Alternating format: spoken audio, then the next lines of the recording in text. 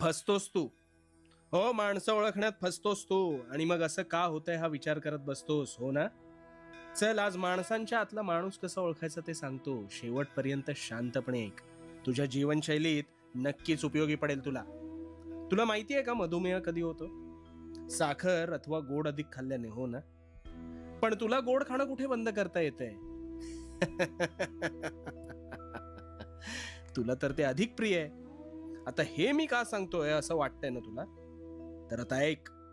ह्या साखरेसारखी जी माणसं अधिक गोड असतात ना, ती तुला अधिक प्रिय वाटतात, पण नकळत तीच घात करतात तुझा. कारण साखरेप्रमाणे गोडवा म्हणून तू त्यांना अधिक जवळ करतोस आणि इथेच तू चुकतोस. माणूस हा स्पष्ट बोलणारा असावा, उगाच आडेवेडे घेऊन बोलणारा नसावा. अतिभव्य जहाजाला सुद्धा एक छिद्र बुडवू शकतं आणि तुला फुकटचे नकारात्मक सल्ले देणारी माणसं